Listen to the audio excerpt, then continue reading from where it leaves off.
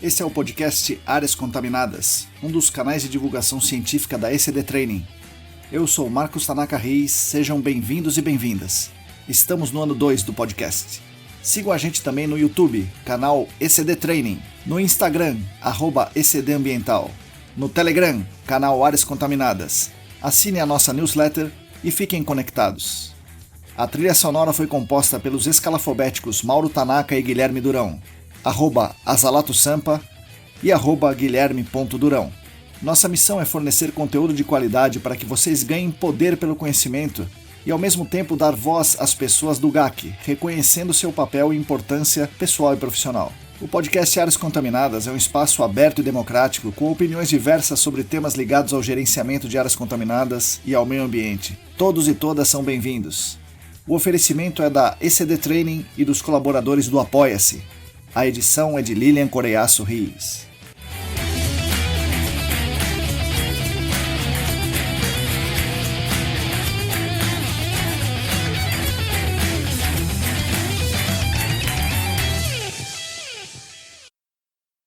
Olá pessoal, para você que está lavando a louça, recolhendo as roupas do varal, indo para o trabalho de campo, revisando o plano de amostragem, bom dia, boa tarde, boa noite. Eu sou Marcos Tanaka Reis e esse é o podcast Áreas Contaminadas, editado por Lilian Coreiaço Rios e oferecido pela ECD Training e pelos nossos colaboradores do Apoia-se. Essa é a edição número 58, o 22º episódio da segunda temporada.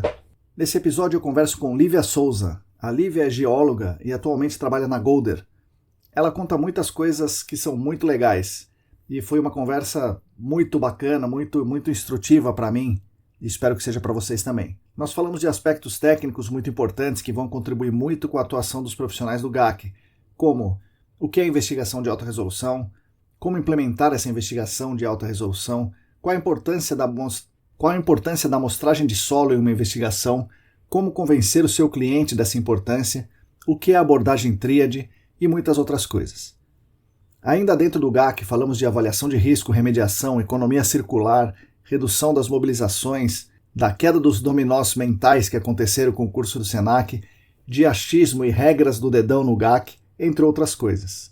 Mas é claro, ela também conta maravilhosas histórias de sua trajetória pessoal e profissional, da escola pública à universidade, do verbo to be a conversas com clientes internacionais, do início nos trabalhos de campo até ser uma profissional reconhecida no meio, e de sua luta permanente e diária contra o machismo, contra o racismo e contra o preconceito de origem, uma vez que ela tem bastante orgulho, e tem orgulho com razão, das suas raízes. Antes do episódio, gostaria de dar alguns recados. Inicialmente, avisar que as inscrições para o curso de pós-graduação em gerenciamento de áreas contaminadas no SENAC estão abertas para o processo seletivo. As aulas vão começar em agosto. O curso dura 1 ano e meio e é presencial, claro, se a pandemia deixar. Se você tiver interesse, se inscreva o mais rápido possível, pois as vagas são limitadas e já temos muitos inscritos nesse processo seletivo. Gostaria também de convidar vocês a me ouvirem no podcast dessa semana do grupo Nicole Latinoamérica, onde eu fui entrevistado e pude dar a minha contribuição falando de possível sustentabilidade em projetos de investigação de áreas contaminadas. Procurem o canal da Nicole Latinoamérica no YouTube ou no Spotify e ouçam aí a minha entrevista.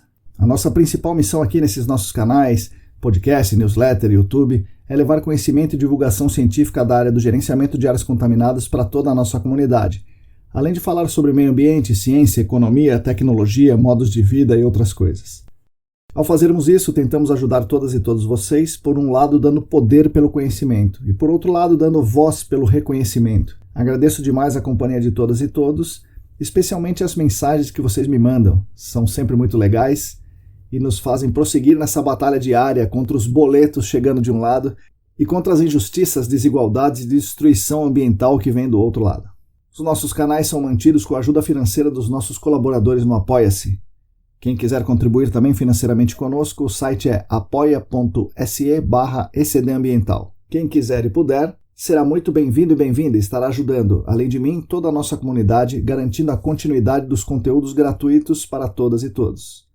Eu gostaria de deixar público meus agradecimentos aos nossos colaboradores atuais, que são Ábila de Moraes, Alain Humberto, Átila Pessoa, Bruna Fiscuc, Bruno Bezerra, Calvin Yost, Cristina Maluf, Denise Oliveira, Diego Silva, Fabiano Rodrigues, Felipe Nareta, Felipe Ferreira, Gilberto Vilas Boas, Heraldo Jaquete, João Paulo Dantas, Juliana Mantovani, Larissa Galdeano, Larissa Macedo, Leandro Freitas, Leandro Oliveira, Lilian Puerta, Luana Fernandes, Luciana Vaz, Marina Mello, Roberto Costa, Rodrigo Alves, Sérgio Rocha, Tamara Dias, Tatiana Citolini, Wagner Rodrigo, William Taquia e mais 7 apoiadores anônimos. Muito obrigado a vocês que são os principais responsáveis pela manutenção dos nossos canais gratuitos de divulgação. Espero que vocês que estão me ouvindo gostem demais desse episódio. Eu gostei demais. Fiquem agora com as palavras de Lívia Souza. Oi pessoal, bom dia, boa tarde, boa noite. Hoje eu estou aqui com uma convidada ilustre, mais uma convidada ilustre, né? Hoje eu estou com a Lívia Souza. Lívia, bom dia, boa tarde, boa noite. É um prazer ter você aqui com a gente. Oi, gente, bom dia, boa tarde, boa noite para todos. É um prazer estar aqui, professor, nesse podcast para nossa área. Eu me sinto bem honrada de estar aqui com vocês. Legal, hoje a gente vai aprender com você, Lívia. Vamos aprender bastante aqui. Olha, não tenho essa pretensão de ensinar, né? Mas vamos bater um papo.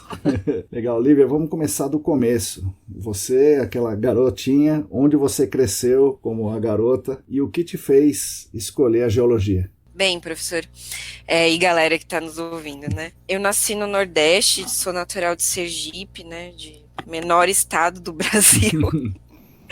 Eu fiquei lá até os meus 6 anos de idade, quando a gente veio para São Paulo, no movimento assim, de muita gente do Nordeste vir para o Sudeste procurar emprego, né? Então, minha família não foi diferente. Então, viemos eu, meu pai, minha mãe, mais meus 2 irmãos, né? Nisso, a gente se estabeleceu aqui em São Paulo, aí onde eu fui estudando sempre em escola pública, me virando como dava, né? Então, consegui entrar na universidade, mas antes disso, né, só explicando como que foi essa luzinha da geologia aqui no Brasil, que é difícil de acender, né? Sim. Eu entrei no ensino técnico, né, na ET Lauro Gomes, em São Bernardo, onde tinha um professor que ele era meio maluco, assim, sabe? Meio parecido com um tal de Marcos Tanaka, assim, meio sensitivo, meio técnico também, mas ele, no final de uma aula, ele disse, olha, Lívia, como você performa aqui no técnico,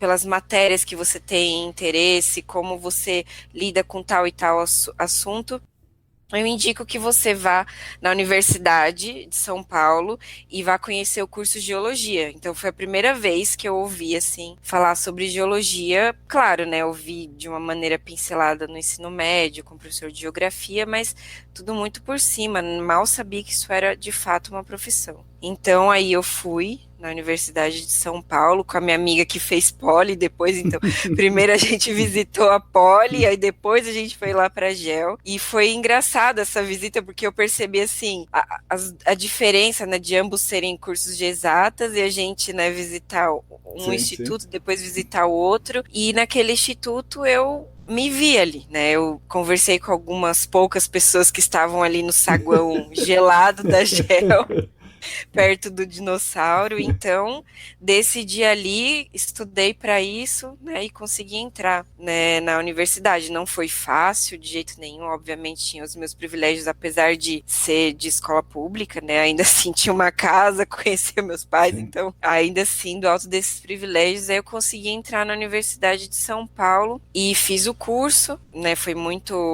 aprendizado para mim, porque, né, eu era um bichinho do mato, assim, que saí de escola pública, sem nunca ter saído do país, nunca ter tido esse tipo de privilégio, e foi muito enriquecedor esse momento na minha vida. E então, enquanto eu fazia o curso, a gente já começa a pensar qual é a nossa área de nosso segmento, e eu sempre fui muito entusiasta, assim, professor.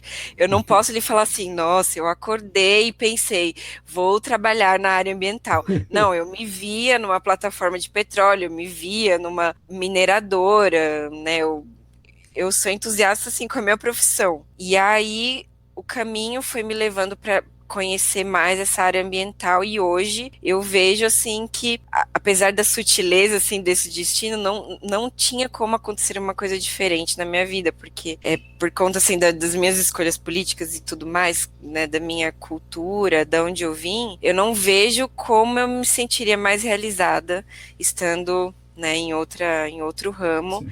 E tem até um pensamento muito interessante do Maurício, uma vez numa aula do Senac, sobre tratamento de dados também, que ele chamou nossa atenção. E ele fez a pergunta assim: gente, vocês sabem por que a gente tem que tomar cuidado com essa incerteza, com essa análise em perder volátil ou não perder volátil? E todo mundo ficou assim, sabe, despejando milhões de coisas técnicas, quando na verdade a resposta era porque a gente está aqui para proteger vidas, a gente está aqui para proteger rio, a gente está aqui para proteger a biota, a fauna. Então, assim, aquilo, professor, foi, sabe, o Tibo e Perônio, o Castelo Rá-Tim-Bum, foi, não que eu já não tivesse tido esse insight antes, mas esse foi bem, bem óbvio, assim, na minha vida, e aí eu percebi, é por isso que eu tô aqui, de uma maneira mais prática, mais, que eu digo assim, factível, né, de a gente conseguir de fato ajudar, né, o planeta nessa breve história que a gente tem aqui nele, né. Fazer a diferença.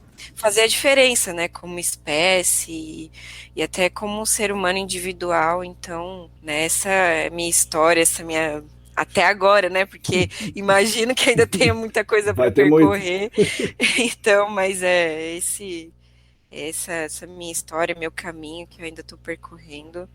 E fico muito feliz, assim, de ter conhecido o pessoal do Senac. Para todo mundo que mais júnior ou não, que vem conversar comigo, Lívia, eu tô pensando em fazer o curso de GAC, o que você acha? Eu vou falar, cara, faz, porque assim, vai mudar sua vida, sim.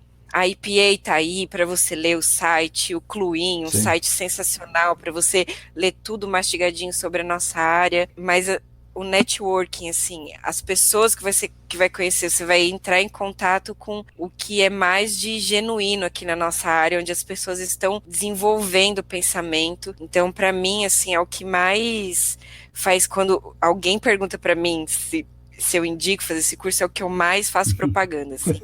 Muito mais que a técnica, muito mais do que a infraestrutura do Senac, que é ótima também, e não é patrocinado, cabe a pena dizer, vale a pena dizer que não há patrocínio, não há patrocínio algum, e que pena, Senac patrocina nós,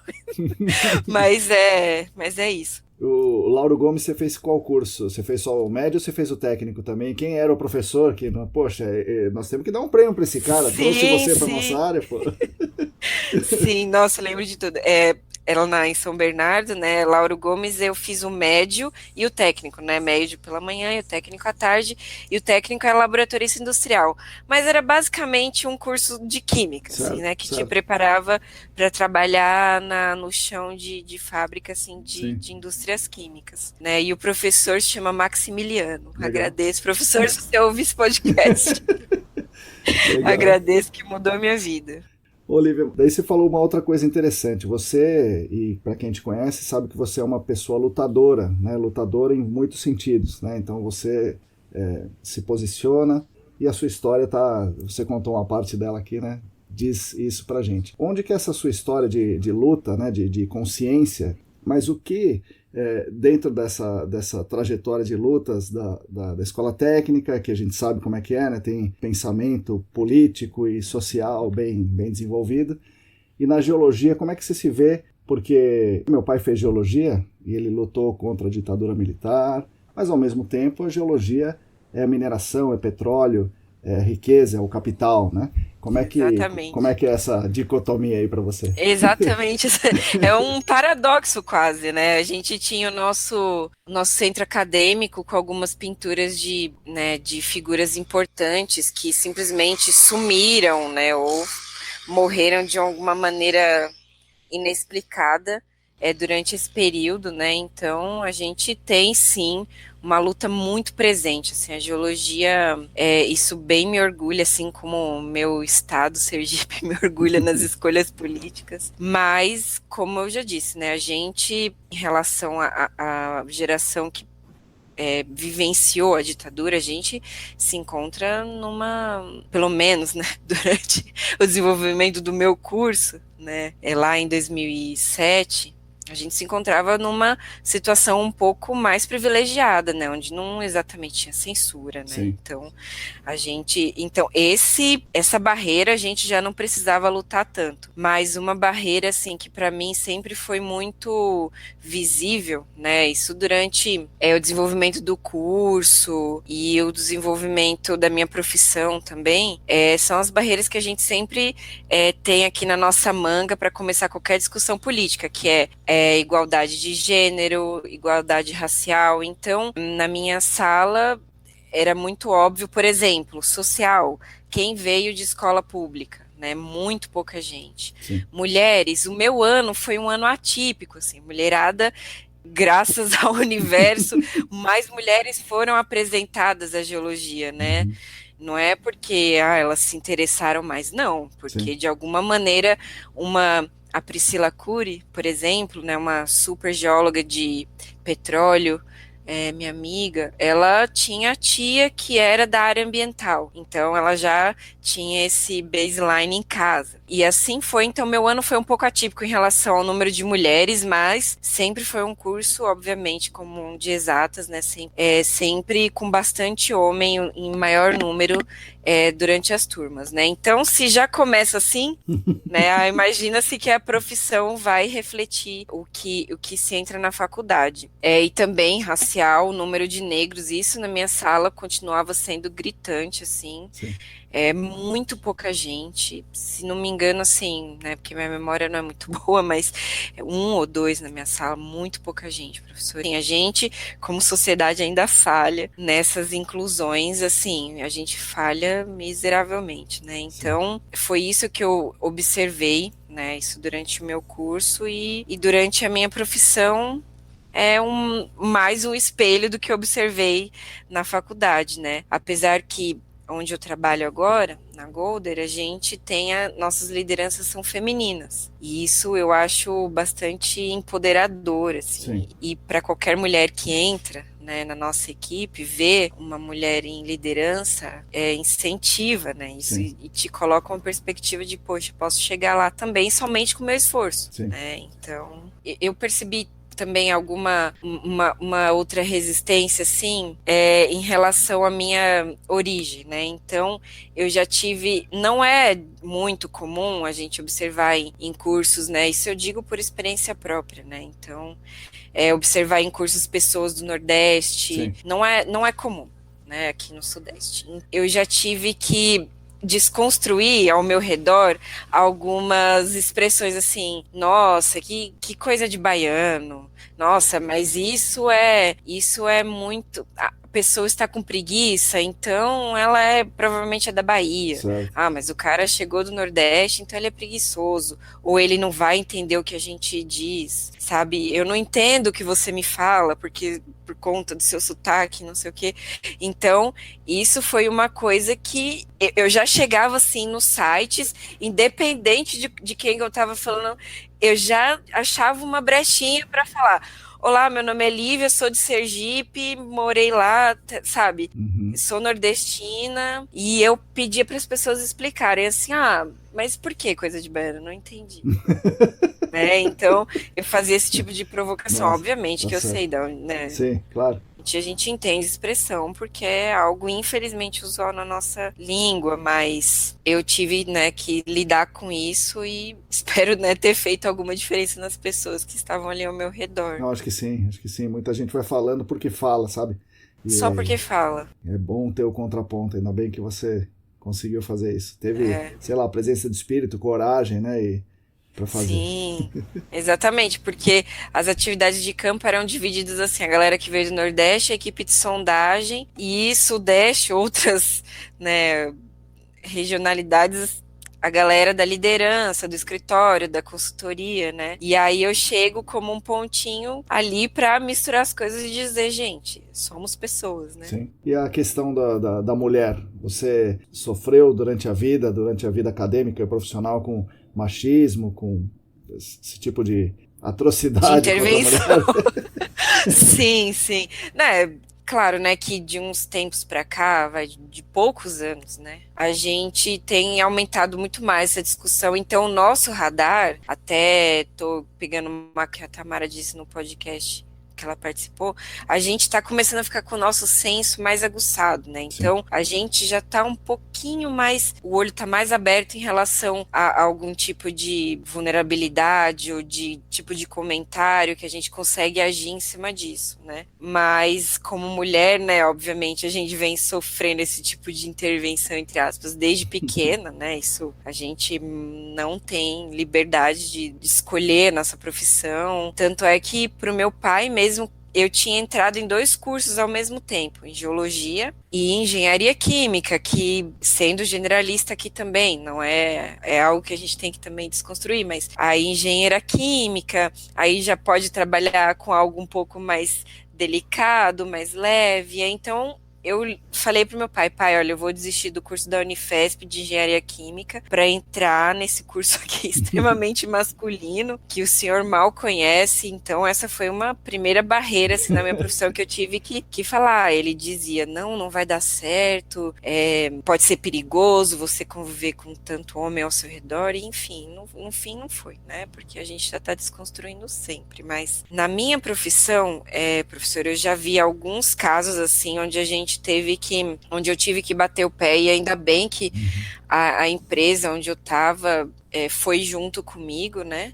E agora o caso assim que eu gostaria de citar, inclusive para mais uma vez explicitar isso para mais gente, passar essa situação para mais pessoas, o número maior de pessoas possível, que foi uma vez a gente estava trabalhando no sul e aí um maquinário quebrou, maquinário grande assim, era um projeto de remoção, ou seja, só tinha eu com essa cara de criança lá no site e todas as outras pessoas eram homens, todas, né? E aí a gente tava lá trabalhando na remoção, um maquinário grande quebrou. Bem, equipe parada, eu fui olhar também o que estava acontecendo. E aí dá um palpite aqui, nossa, mas essa rodana estava aqui, não sei o quê. E, nossa, estava saindo óleo daqui desde sempre. Então ficou um fórum assim, aí eu gostaria de dizer como era esse fórum. Estava eu e um técnico do cliente, um senhor negro, ajudando também, né, eletricista, então ele era bem entendido do que poderia acontecer, e aí então veio o técnico de saúde e segurança subcontratado dessa empresa de escavação do Rio Grande do Sul, em alto e bom som, dizendo assim, preparem-se, gatilho. Eu não acredito que vai precisar de uma mulher e, com perdão da palavra, de um negrinho para consertar essa máquina. Nossa. Professor, Senhora. Nossa, foi assim, um murro na minha cara, foi o choque de realidade. Eu falei, realmente acontece, né? Não que eu já não soubesse que isso acontecesse, mas quando bate na nossa porta outra coisa, é outra experiência. E então, na hora, eu coloquei a mão assim no técnico e falei, eu pedi para ele, por favor, não tome nenhuma medida agora, não vamos mais consertar o maquinário, a equipe e o trabalho, isso até me emociona um pouco, a equipe e o trabalho estão paralisados agora, a Golder não trabalha mais. Sim. A minha equipe não trabalha mais sob a gestão de um projeto onde há um funcionário assim. E disse. E então levei para minha empresa, isso foi subindo, e aí a gente desmobilizou a equipe, e aí no dia seguinte veio outro técnico, e esse técnico foi, por fim, demitido, né? Então, esse foi um caso, assim, que eu gosto de contar para o maior número de pessoas que eu consigo, para a gente parar de vez, assim, essa roda, porque... E foi assim, de uma maneira super natural. Não foi baixo, não foi um comentário só para um amigo, então... O cara estava acostumado a fazer, né? Não, super acostumado, super acostumado. Do jeito que a gente teve que aprender a não falar sobre criado mudo, a não falar judiação, sabe? Sim. Coisas um pouco mais sensíveis, né?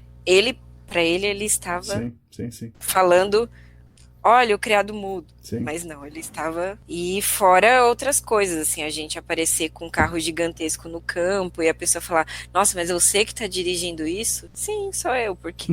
Né? Deixa eu falar com o seu gerente. Não, mas a gerente sou eu. Pode falar. Então a gente vai assim, professor, acorda, toma aquela dose Nossa senhora. de força, porque a nossa geração vai ter que Sim, vai mesmo. batalhar um pouco mais do que as futuras, né? Caramba, Lívia. Pô, mas me fala uma coisa, como é que o GAC entrou na sua vida, Lívia? Olha, professor, o GAC entrou no momento que eu queria estudar mais, Certo. né? Mas como você já deve perceber, não é exatamente só para isso que eu entrei, mas eu queria me aperfeiçoar. Eu já fazia, já estava na minha profissão, né? Fazendo muito, muito campo há 4 anos já, né? Então, 4 anos de campo quase que exclusivamente. E aí, então, eu pensei, bem, preciso refinar algumas coisas que sei, desenvolver outras, né? E aí eu comecei a procurar sobre esse curso, mas quem foi a musa inspiradora foi a Cristina Maluf, né? Que eu trabalhava com ela na época na SGW, então eu vi, assim, a paixão sair dos olhos dela, das mãos, de tudo que ela fazia. E aí eu conversei com ela, foi engraçado até que eu conversei com ela no meu segundo, não, 1 ano e meio de profissão, eu falei, Cris, quero fazer essa pós-graduação. Aí ela, Livinha, trabalha um pouquinho mais no campo, né? Vai construindo um pouquinho melhor mais a sua base. E aí, então, depois você me procura, a gente conversa mais um pouquinho sobre isso. Aí foi isso que eu fiz, trabalhei mais um tempo.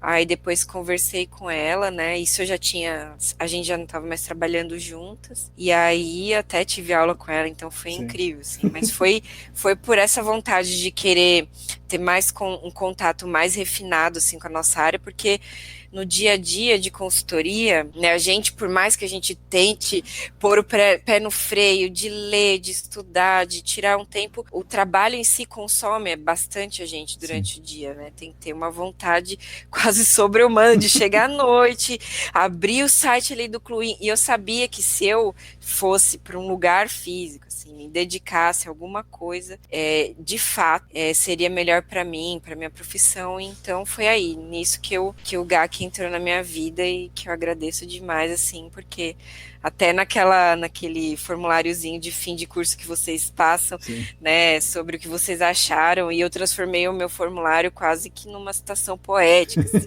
Olha, mudou a minha vida. Então foi mais ou menos nesse sentido que o GAC entrou na minha vida. Você saiu da geologia para trabalhar em consultoria direto? Ou você passou Foi por alguma direto. outra? E como você conseguiu estágio? Teve gente aqui que foi num dia, tinha um cartaz colado e falou, vou nessa aí, né? E por acaso era uma... Gostei da Era uma... cor desse cartaz, mãe. Isso. Sim. Como é que foi com Não, você? então, professor, como eu disse, né, eu super entusiasta, eu tava procurando, assim, em petróleo, fazendo concurso da Petrobras, tentando entrar na área da mineração e também na área ambiental. E aí, então, foi na ambiental que foi a primeira oportunidade de trabalho que foi concedida a mim, na SGW. Então, foi aí que eu entrei. E aí, depois de alguns meses, né, 1 ano e pouquinho trabalhando, foi muito óbvio essa minha, né, escolha, né, que foi bem acertada, né. Você já sabia que existia áreas contaminadas dentro da geologia? Ou a geologia só fala de hidrogeologia grande, de mineração grande, de petróleo, Sim, geotecnia? professor. Sim, geotecnia é uma área super forte, né. O nosso curso, né, eu posso dizer somente pelo curso da USP ali. É um curso bastante acadêmico, né, o que tem, obviamente, seu mérito nisso, é maravilhoso, milhões de descobertas são feitas a partir do meio acadêmico, mas é uma crítica que muitas pessoas, assim, né, da minha geração, do meu ano, de anos anteriores, a gente tem, que é essa falta de um embasamento melhor sobre áreas contaminadas, né? A Uhum. gente tem uma matéria, né, muito bem dada, né? A gente, né, agradece, assim, os professores envolvidos, né, o Ricardo e ao Reginaldo, mas é um assunto que agora que eu tô dentro da área, eu sei que é um assunto vasto, é um Sim, sim, sim, assunto sim.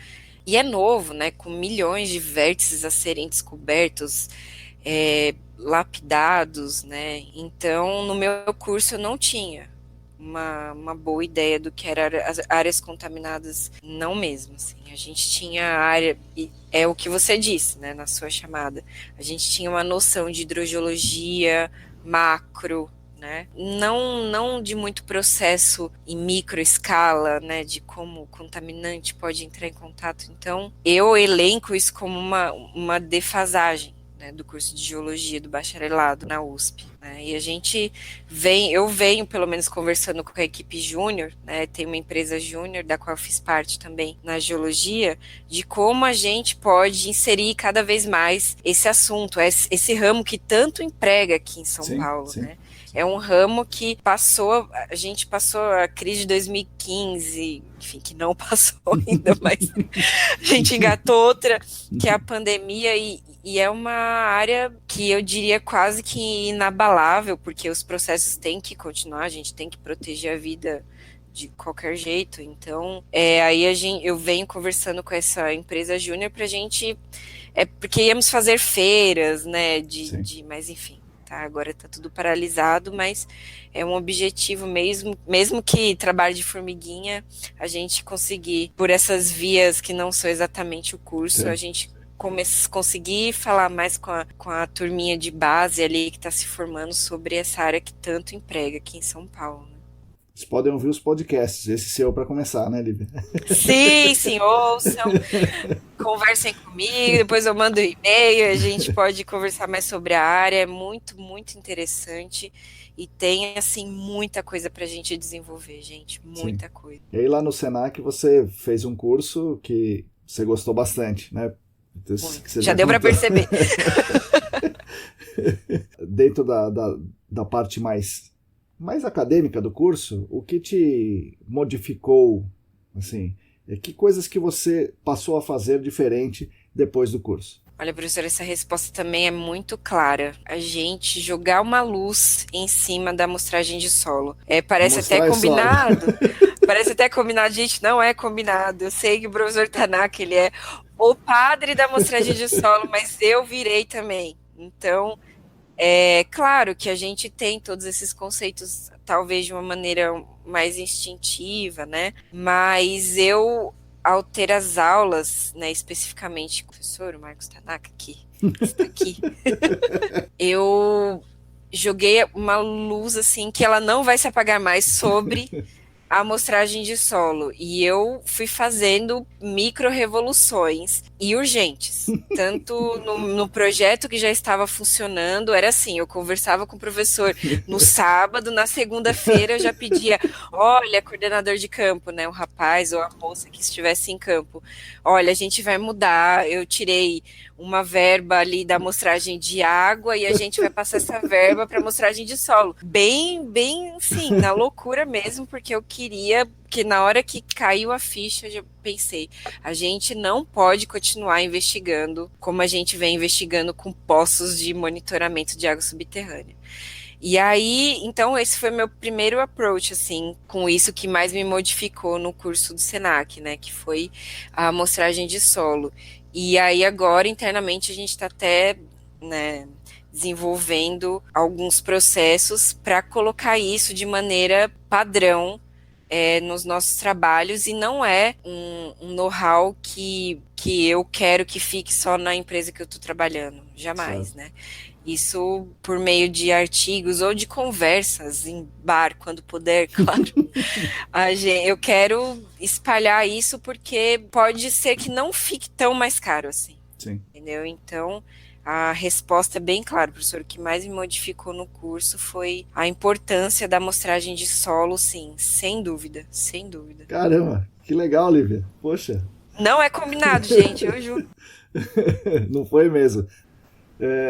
Bom, dentro dessa parte técnica, você fez um trabalho, né, de conclusão do curso, não imediatamente, você demorou um pouco mais de tempo para fazer, porque, né, a vida vai acontecendo. Vida.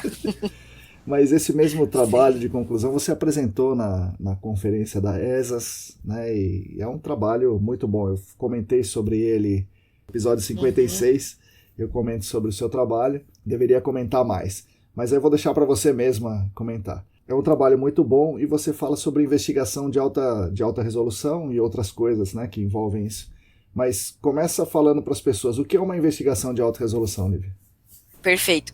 E aí, professor, antes de eu dar essa definição, eu quero só contar por que eu cheguei nesse assunto de alta resolução, né? Porque foram assim, os dominós foram caindo, Sim. né? Do que a gente pensa, do que a gente faz, né? 4, 5 anos em campo, todo dia, né? É uma experiência bastante intensa. Sim. Então, e eu trabalhava daquela maneira, né? Do padrão de alguns anos atrás, espero que a gente esteja mudando.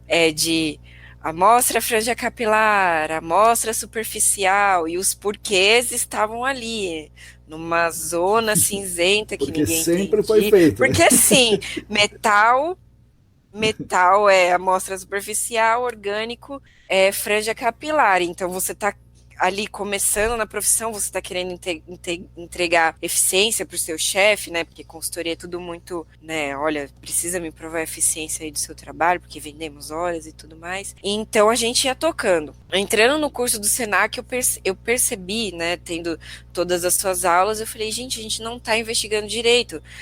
O maior problema está no solo e a gente desloca profissionais do Canadá para entender o modelo de remediação magnífico, sendo que seu T0, seu modelo conceitual inicial, não representa a realidade.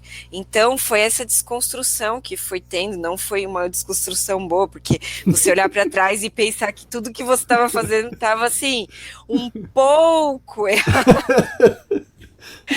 Então, aí eu comecei a ter contato com essas tecnologias, tanto aqui na consultoria que eu atualmente trabalho, quanto no Senac, sobre o MIP, e aí foi me causando um pouco de desconforto sobre essas definições. Então, a gente enche o site de postos de monitoramento, e aí quando ele já está todo cheio e a gente não está entendendo absolutamente nada, a gente convence o cliente, que já está bem de saco cheio da gente, a pagar R$16.000 em diária de MIP para analisar muito bem o solo. Então, eu fiquei com esse desconforto, aí foi então que eu fui atrás exatamente da definição de investigação de alta resolução, que aí foi mais uma fileira de dominó que caiu, porque tudo era sempre muito ligado, olha, é MIP, então é alta resolução, OIP, alta resolução. A gente conseguiu R$30.000, então vamos ter 2 diárias desses equipamentos que vão salvar as nossas vidas. E aí, lendo,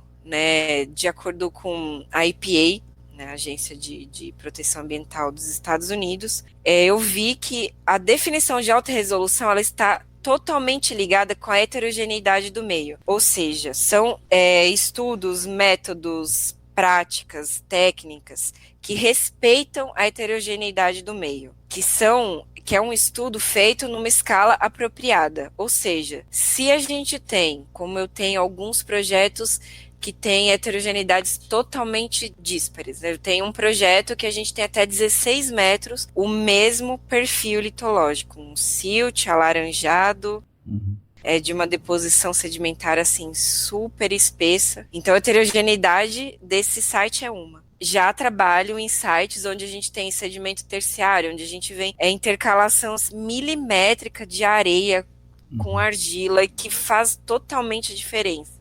Então, o que você chama de alta resolução no site mais homogêneo não é a mesma coisa do que você vai chamar no site super heterogêneo. E veja que na definição, eu peço quem estiver ouvindo esse podcast que entre lá no site da Cluin, porque, né, aqui o objetivo não é ficar lendo coisas, né? Sim.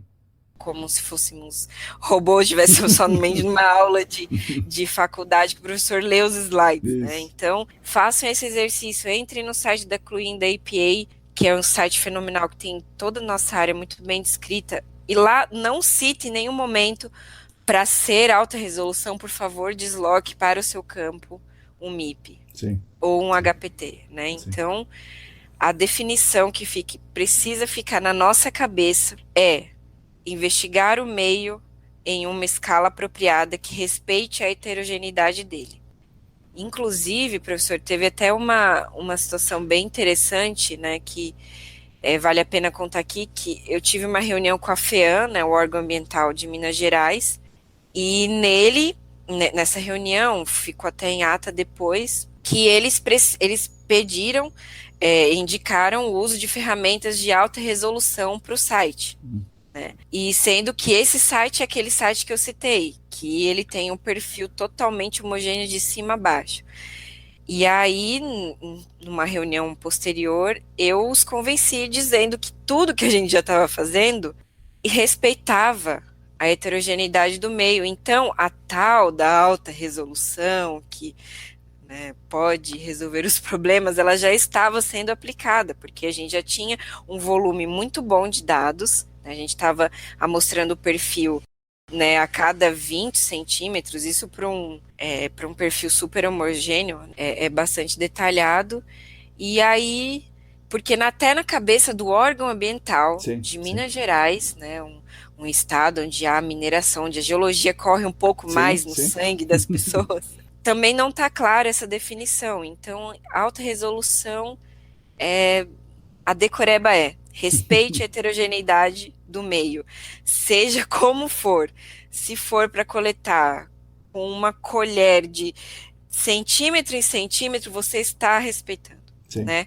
Então, essa é a palavra de ordem, respeitar a heterogeneidade do meio. Muito legal, é isso aí. A gente falava que a gente tinha que vencer várias barreiras aqui. Uma delas é acabar com a história que o posto de monitoramento investiga. A outra é convencer que alta resolução é importante. E a terceira barreira, que estava sendo muito difícil naquele momento, era que alta resolução era o sinônimo de MIP, de CPTU, de HPT, de OI. Né? Então são vários obstáculos aí para percorrer. Não, exatamente. E você debateu, né, no seu trabalho muito bem isso daí, né? Você falou que a alta resolução é importante e você vai falar sobre o que contas você fez para chegar para referendar que é importante. E você fala também que você não depende somente de ferramentas de aquisição de dados em tempo real. Você cita lá a amostragem de solo de perfil completo, por exemplo, como uma das possibilidades. Mas exatamente. Não, e digo mais, professor, obviamente que em campo a gente precisa cada vez mais tomar as decisões de maneira dinâmica. Eu acho muito interessante, porque no meu trabalho de conclusão de curso também eu cito uma outra abordagem que é a tríade, né, que é onde a gente tem, são 3 pontos, né? Um é planejamento sistemático, outra estratégia dinâmica de trabalho e a outra é medidas em tempo real.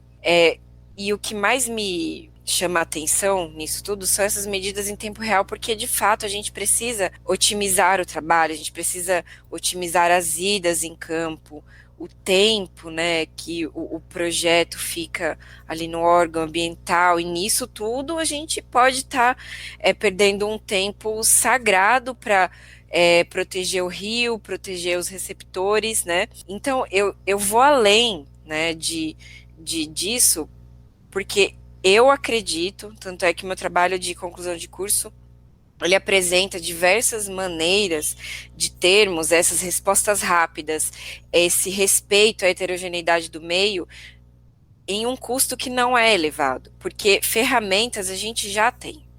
A gente consegue, um exemplo que eu acho bem interessante de medir, porque quando a gente diz medidas em tempo real, a gente imagina você descer para o campo com um medidor de fluorescência de raio-x portátil que custa um carro, né? Sim. Não, a gente pode ir para o campo com um becker, com uma água de qualidade conhecida, fitas medidoras de pH, se o problema for um derramamento de algo com inorgânico, vamos supor, teve um derramamento de ácido sulfúrico, e a gente não sabe até onde foi horizontal nem verticalmente. Então, vai para campo, coleta o solo, vai separando a alíquota de tempos em tempos ali no seu perfil, dissolve com água e mede com as fitinhas de pH. Claro, isso a gente já sabe que isso é um dado secundário.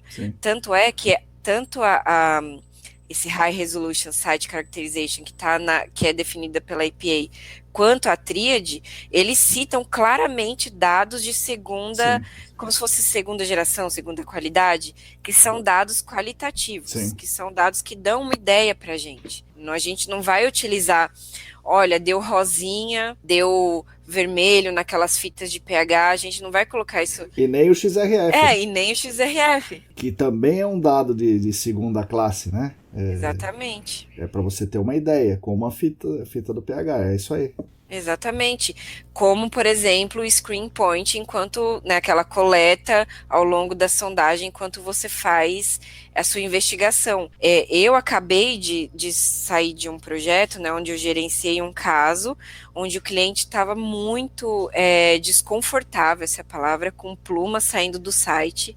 Dentro do site é mais fácil de gerenciar, onde você coloca IP e tudo mais. Agora, saindo do site, a gente pede um pouco mais de controle. Então, o que a gente fez? A gente fez uma campanha assim, que foi extremamente desafiadora pra gente, tanto tecnicamente quanto de logística, né? Porque o Brasil não está exatamente preparado para ainda receber muita amostra e analisar rapidamente, mas a gente conseguiu, de uma maneira ou de outra, fazer muito screen point, muita coleta de água ao longo das sondagens antes de instalar os postos de monitoramento. E foi um trabalho, assim, fenomenal, o cliente ele ficou bem contente, obviamente que, né, ficou um ponto ou outro ainda assim, necessitando de delimitação, porque, como a gente já diz, né, esses dados de screen point, essa água coletada ao longo da sondagem, ela nos guia de uma maneira qualitativa, Sim. não quantitativa, né? A gente não consegue colocar ela numa avaliação de risco. Então, como estatisticamente, ela pode ter ali seus buracos. Então, teve um outro ponto que a gente vai precisar voltar a campo ainda para delimitar, mas o grosso já foi delimitado, isso foi assim, e a gente conseguiu delimitar off-site, que era o maior desconforto do cliente, com razão, que o receptor é um rio. Então, foi muito interessante, e é dessa maneira que eu acredito que a gente consegue colocar, pegar esses conceitos e colocar no nosso dia a dia, né? Entender bem o conceito, entender as nossas ferramentas aqui no Brasil. Pensar um pouco. Pensar um pouquinho fora da caixa e conseguir, né, trabalhar com o que a gente tem, mas de uma maneira um pouco mais menos automática. E sobre os ganhos para o responsável legal da investigação de alta resolução, que você escreve lá no seu texto. Você pega a base, né, que é o artigo do Sutton Sutterson, né, que é do Return of Investigation, e usa e adapta para os casos que você tem. E o que você concluiu disso? É importante? É interessante? Não só tecnicamente, mas financeiramente, né? Sim, e eu digo mais, professora, até estrategicamente, porque a gente vê, trabalhando um pouco mais assim nessa área, a gente vai cada vez mais entrando em contato com o cliente, tendo bastante reunião com ele, entendendo o que não funciona nas consultorias passadas e tudo mais, e a resposta é sempre clara, né? São essas milhões de idas a campo. Eu acho que se fosse para elencar, né, um motivo de descontentamento, um fator de afastamento da consultoria, do órgão ambiental e do cliente, sabe? Eu diria que é essa demora na resposta. A minha empresa ela é global, tem escritório em alguns outros países, e essa tratativa, essa abordagem de investigação de alta resolução, ela está um pouquinho mais sólida, não totalmente também, porque, como eu disse, a nossa área mundialmente é nova, né, em comparação com a geotecnia, por exemplo. E os ganhos são claros, são absurdos. A gente tem o cliente mais próximo da gente, o que faz a gente conseguir vender projetos com valor um pouco mais elevado, porque eles entendem, né, até meu trabalho, eu apresento um gráfico que, obviamente, né, tudo isso que eu estou dizendo, a gente fazer os screen points, mais amostra de solo, entender mais a hidráulica, a hidrogeologia ali do meio, obviamente que ela inicialmente vai ser uma etapa mais cara de investigação do que a que já vem sendo praticada. Do que a gente olha, coloque 3 sondagens, cada sondagem uma amostra de solo e já coloca 3 poços. Isso é o que muita gente pratica, Sim. né, por aí.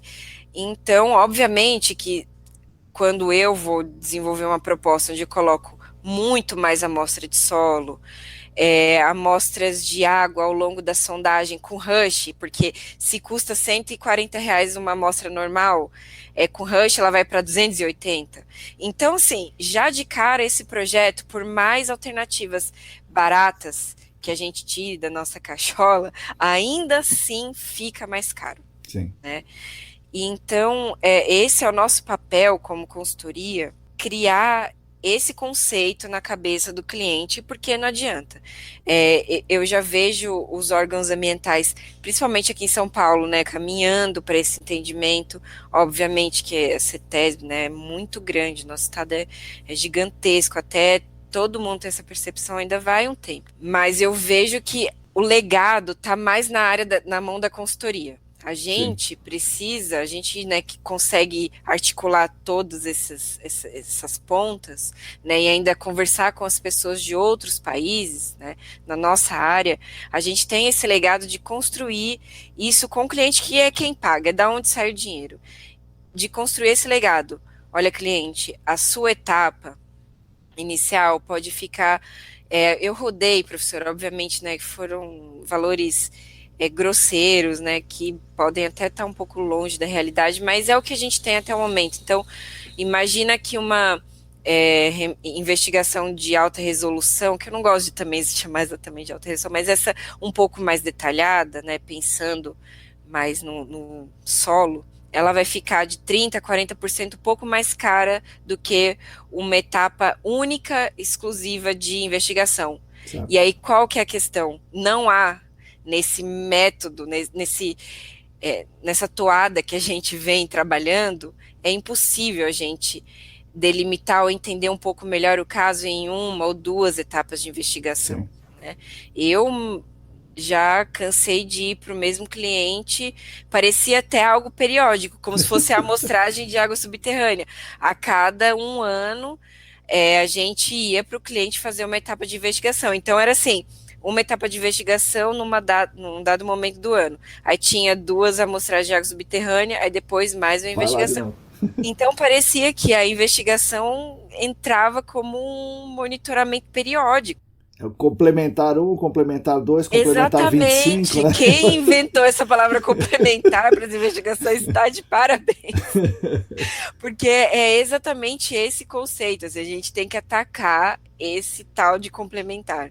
A gente tem que colocar na cabeça do cliente, nós consultoria, que sim, a primeira etapa vai ficar mais cara do que uma usual, do que uma investigação usual. Vai. Mas eu lhe garanto, você vai ver muito menos a gente aqui. Você vai ter que liberar muito menos a nossa integração e aceitar a proposta e ir atrás do seu corporativo. É esse o objetivo, né, que eu tenho com esse trabalho, com esse movimento que eu venho fazendo na minha carreira, né. E você tem conseguido isso? Na Golder, você fala com o cliente ou você fala com alguém que fala com o cliente?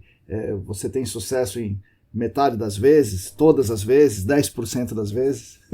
Olha, professor, agora eu trago boas notícias.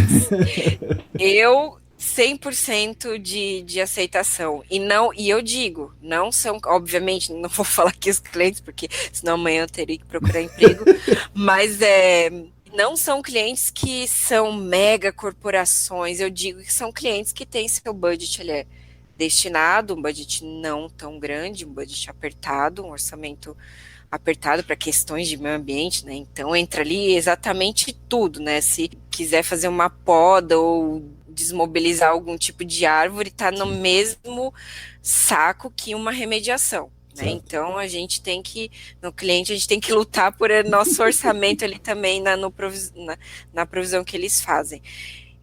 Ou seja, não são clientes abastadíssimos. E eu consigo. E a gente consegue, porque, professor, é uma criação, é uma construção. Sim, sim. no fim da explicação, eu não sei se eu sou uma ótima oradora, se eu Eu seria a acho que sim. próxima presidente Isso do sim. Brasil, Tem isso também, viu, se Lívia? eu hipnotizo os clientes, mas eu consigo, assim, são clientes com base no Brasil, são clientes internacionais, e a gente consegue, eu já consegui implementar num cliente brasileiro e num cliente internacional, de falar, sim, essa proposta, se você jogar essa problemática no mercado, vai ter empresa que vai te mostrar 40% mais barato. Já estou te falando isso de antemão. Mas eu lhe garanto que as mobilizações serão muito menores. Né? E para você entender o quanto eu confio nisso, até minha empresa, o time legal, eles não gostam que eu use a palavra garantia. Uhum. Eu digo, porque, enfim, né, tudo É. tem que ser, né, com bastante parcimônia, e talvez eu não tenha isso ainda. Mas eu confio muito nessa abordagem e eu consigo, e a gente está conseguindo tratar dessa maneira e tem uma aceitação boa. E eu digo, gente, é construir esse pensamento, porque no fim da apresentação é óbvio que é melhor trabalhar desse jeito. Eu uso a Sim, palavra óbvio, eu gostaria de certo. usar exatamente essa palavra. Bacana, que bom que você está conseguindo. Isso é muito importante, porque as pessoas que falam comigo nas aulas ou até aqui no podcast têm essa dificuldade. Diz assim, o cliente não quer pagar. E eu rebato dizendo assim, é que você não está oferecendo, né? É a solução. Exatamente. Exatamente, porque assim, se a gente até chegar para uma pessoa do corporativo que não sabe, a pessoa do corporativo imagina que tem um rio de verdade, assim, Sim, sim, subterrâneo, sim. né? Eles realmente são leigos, mas para esse cara, se você chegar e falar assim para ele, como eu já falei para diversos corporativos, você vai gastar esse tanto aqui agora no começo, mas como cita o Sutterson, né, que a cada dólar nessa investigação mais apurada, você economiza 3 na remediação. Então, se você falar só isso para o cara de um corporativo, o cara ele já vai comprar a sua ideia. Gente, a gente está falando de economia de dinheiro. Sim. A gente está falando de economia, de salvar dinheiro. E eles conhecem the return of investment, que não é só para Sim, nossa sim, área, é sim, sim. para qualquer coisa que você faça que precisa ter um retorno E o mais para frente. corporativo sabe mais que nós ainda. Muito mais, exatamente. Eles têm isso muito mais aguçado do que a gente. Então, com a área técnica, você pega, você pode. O calcanhar de Aquiles da área técnica é resolver o mais rápido possível, Uhum. né? Que é isso que o corporativo está querendo, né? Reutilizar a área, não quer mais, obviamente, não quer multa do órgão. E corporativo você vai economizar dinheiro. É simples. Então, e entrando mais uma vez, gente, no site do Cluin da EPA, lá é como se fosse assim, uma bíblia, para a gente tem muita coisa. Sim. E lá tem caso real, muito caso que o Exército que desenvolveu, enfim, né, coisas muito confiáveis, assim, sobre o quanto eles economizaram utilizando todas essas técnicas de uma investigação mais apurada. Né? Obviamente que não é uma citação de, olha, a gente utilizou o MIP, não é nada disso, né? Então, essa investigação mais apurada e tá lá. Sim. Redução de 5 anos de operação de sistema, economia de 400 mil dólares, eles iriam destinar muitas toneladas, eu não vou falar quantas exatamente porque eu esqueci o valor, mas muitas toneladas de material radioativo pela primeira cubagem, e aí então depois dessa investigação mais apurada, eles reduziram assim 90% do volume. Gente, a gente está falando da redução de destinação de material radioativo. Imagina, né? Sim, exatamente. Então, a gente tem que ser inteligente e entender qual que é o calcanhar de Aquiles de cada stakeholder que está ali na sua mesa.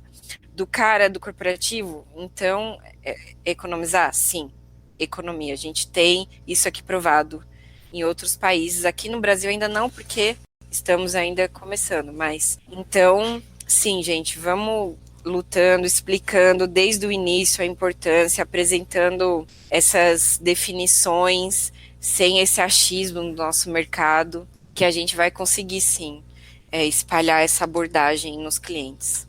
Elívia, você faz isso, como você está contando para a gente. A Golder Brasil faz isso ou cada um toma a sua decisão no seu projeto de acordo com o seu entendimento? Ou você contaminou a Golder toda? E como é que a Golder do exterior vê isso? Em que país tem isso mais forte? Em que país tem isso mais fraco? Ótimo. Para eu desenvolver esse meu trabalho de conclusão de curso, eu primeiro conversei com os meus colegas aqui do Brasil, né? Então, e aí eu tirei já algumas conclusões, e aí então eu decidi procurar nos escritórios da Golder da Austrália, Reino Unido e Estados Unidos. Lá, esses conceitos já estão bem mais estabelecidos, né? Inclusive, até meu colega de trabalho compartilhou assim um e-mail dizendo de um cliente assim, olha, gostei bastante, né, do nosso projeto, a gente realmente resolveu o caso bem mais rápido. Então, contando como os clientes lá fora já estão sabendo dessa abordagem, né? E aí trouxe isso aqui para o Brasil e a gente já fez diversas reuniões que a gente chama de technical lunch, que a gente conversa ali na hora do almoço, e já, como eu já disse no começo, há uma iniciativa nossa de desenvolver como se fosse uma marca que eu não quero falar exatamente uma marca, porque não vai ficar só presa a Golder, mas a gente, para transformar isso num produto, eu pensei já em transformar isso numa marca para até incitar as outras consultorias também a todo mundo começar a pensar nisso, que é investigação de alta resolução de baixo custo, que aí nisso a gente vai conseguir, né? Aqui no Brasil eu já estou conseguindo falar com os meus colegas, né? Alguns já trabalhavam com instalação de screen point, mas de uma maneira meio tímida, ali junto com a instalação dos postos de monitoramento, para checar uma coisa antes da gente colocar esse posto de monitoramento, né? Algumas iniciativas um pouco mais tímidas, mas a gente está engrossando cada vez mais as nossas propostas com esse tipo de abordagem prévia, né, de instalação de poço. Então, a gente já está observando bastante screen point. Outra coisa também que eu achei bem interessante, isso já foi conversando com o professor da Unesp, num curso também de alta resolução, que é a instalação de pocinhos piezométricos pequenininhos, sem muita questão com acabamento, enfim, coisas rápidas e baratas, para a gente ter muito mais dado da hidrogeologia do local, de condutividade hidráulica. Então a gente já está começando a espalhar, né, no ritmo de uma consultoria, né, porque a gente precisa ir trabalhando enquanto a gente está inventando coisa também, mas lá fora, professor, eu sinto assim de uma maneira bem clara que essa abordagem com o cliente está sendo um pouco mais bem estabelecida. Eu fico triste, mas ainda assim esperançosa, porque eu vejo clientes de grandes indústrias que não sabem dessa abordagem. Porque ninguém contou para eles, hein? Que eles não foram apresentados a isso nem para ter a possibilidade de escolha, de dizer, não, eu adoro vocês, eu quero que vocês venham para o meu site por 10 anos. É uma questão pessoal, né? E você apresenta, você fala, olha, você quer resolver seu problema em 5 anos ou em 20? Ele pode querer resolver em 20, sei lá. Escolha dele. Mas e aí, então, é um terreno bastante fértil, assim, eu consigo, né, eu tô conseguindo até montar uma equipe, ainda tímida, claro, né, de júniors, né, a equipe da investigação do solo, né. Então, a gente vai trabalhando aí no desenvolvimento dessa marca, não é só da marca, é desse pensamento. Eles já estão indo para campo, eu acho interessante falar isso, que o que cai assim nas nossas mãos, né, que a gente consegue treinar, já cair para campo pensando, eu preciso entender antes de mais nada o que está no solo. Posto de monitoramento, a gente vai instalar um pouquinho mais para frente, quando a gente quiser delinear alguma coisa, a gente precisa primeiro entender o caso, né, então, sim, a gente está conseguindo espalhar isso aqui no Brasil, e lá fora eu sinto que já está um pouquinho mais madura essa ideia. A Rebeca tá nessa história, Lívia? Tá, a Rebequinha é minha... e aí ela é meu braço da avaliação de risco, sabe? Legal. Então, aí onde eu tô viajando muito, ela fala, Lívia, olha, mas a gente precisa desse dado para avaliação de risco. Então, ela é uma parte essencial aí da equipe também. Legal, poxa, bacana. E como é que você desenvolveu, Lívia, o inglês? Porque eu falo com muita gente aqui, o cara morou no exterior, o outro fez curso desde que era criança, fez o curso de inglês, e você já está trabalhando há um bom tempo, você trabalha numa multinacional, você fala com os clientes, com os caras do exterior. Como é que você desenvolveu a sua fala da língua inglesa? Sim, primeiro que isso é sempre aquele fantasminha, assim, Sim, sabe? Olha, preciso estudar sim, inglês. Tá? isso aí. Não há um momento que a gente acorda e fala, sim, eu Isso. estou fluente em inglês. Mas desde o início, assim, né? Obviamente, né, estudando em escola pública, isso não era tão fácil, assim, né? Nós fizemos doutorado em verbo to be, assim Sim. como toda, Todos.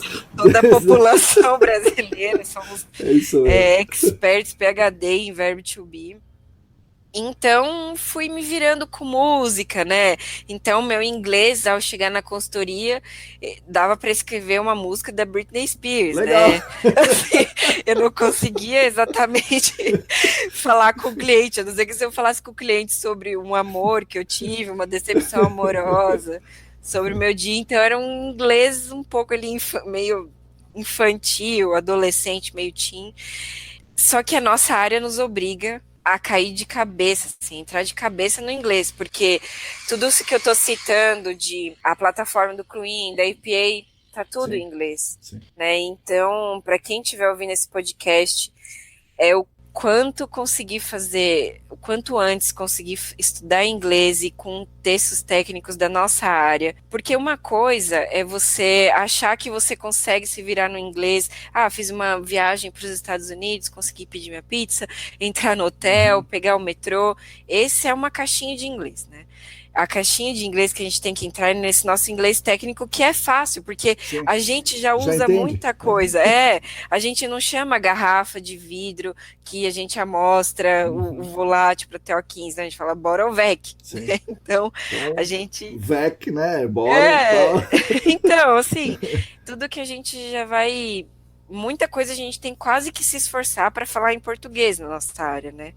Então, eu fui aprendendo, assim, aos trancos e barrancos, lendo os artigos, porque infelizmente, né, mas a gente está criando o nosso corpo aqui de produção nacional, mas Sim. ainda assim tem muita coisa americana, canadense principalmente, né, que a gente tem que ir indo, né, lendo e se informando através disso.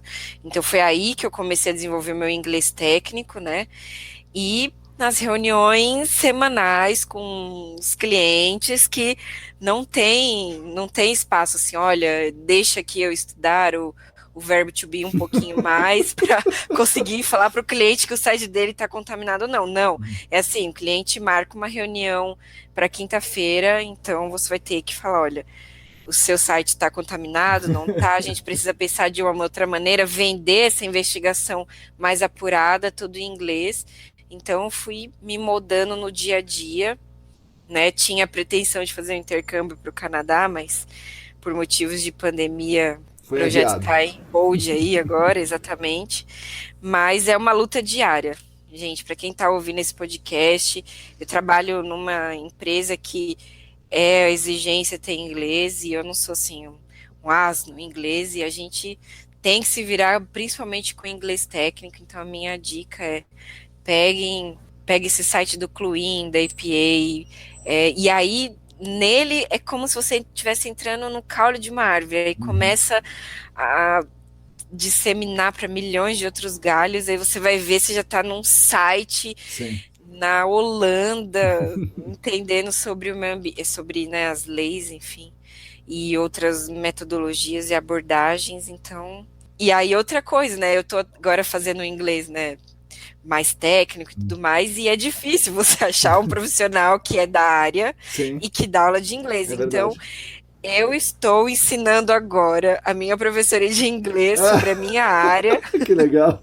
juro, para ela conseguir me ensinar mais para, né, a gente começar a melhorar, assim, escrever e-mail, escrever relatório para nossa área. Então é um caminho difícil de trilhar e cabe bastante a gente fazer isso, porque não é como se você trabalhasse em marketing, né? Que Sim. provavelmente já deve ter assim, Ah, um com inglês certeza. focado para marketing. Sim. Então, o que você aprender ali é o que você vai falar com o seu chefe, com o cliente, né? quanto, olha, se alguém aí, ó, tem um nicho aí que eu tô Sim, percebendo, se olha aí. alguém quiser A sua inglês, professora. ela vai ser a precursora. Se alguém quiser ter inglês para áreas contaminadas, a gente percebe uma defasagem aí. Mas cabe bastante a gente se jogar, ter uma base, mas a gente correr atrás dessas publicações. Uma coisa que pergunto para as pessoas, né, e temos opiniões diversas aí e tal, é a avaliação de risco. Você falou que você faz, né, com a ajuda da Rebeca. É Rebequinha que faz tudo, olha, eu confio no braço do meu time.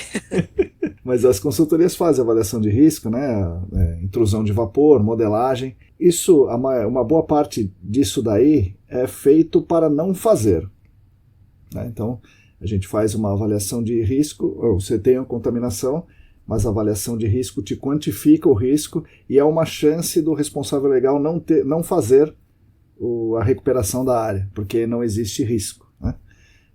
A intrusão de vapor, uma vez que existe a contaminação, existe um risco, só que esse risco é potencial, talvez ele não se complete, a gente vai lá e investiga a intrusão de vapor e fala, olha, tem um risco, mas ele não se completa, então você não precisa fazer nada. Modelagem, tá, tem um risco aqui, mas a modelagem diz que você não vai ter o risco nunca mais.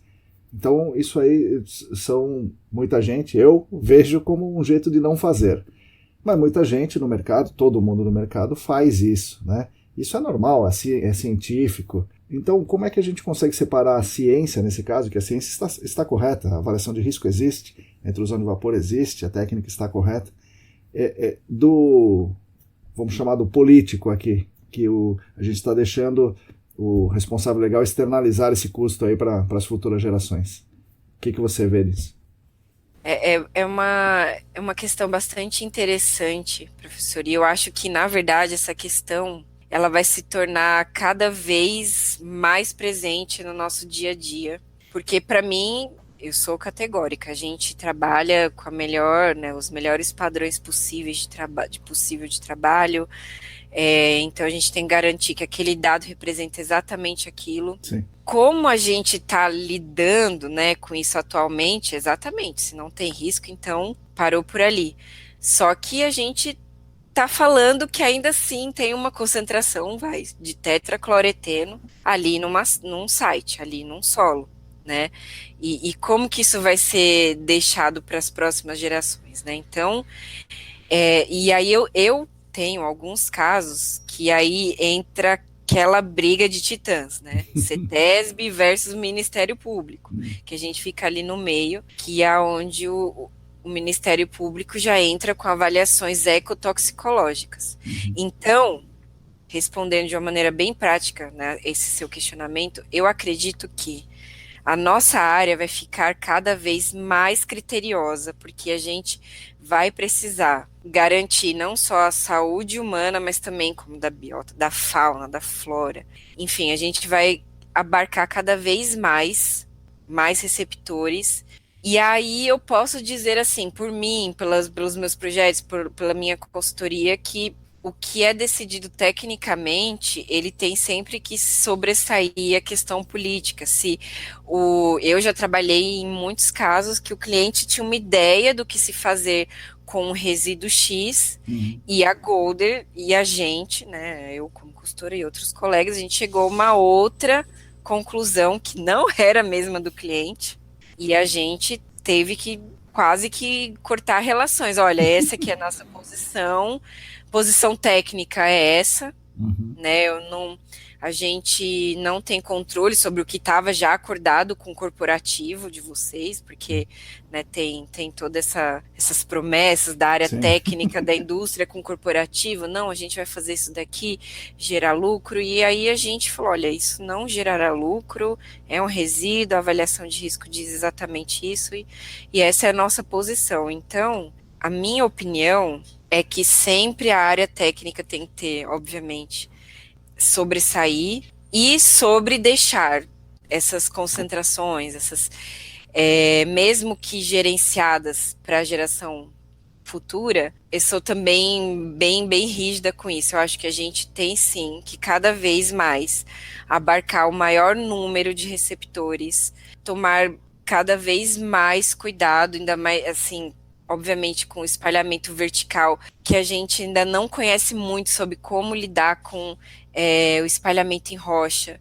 Então, isso são coisas que acho que a gente tem que começar a cercar para proteger as próximas gerações, né? O que em tempo geológico, né?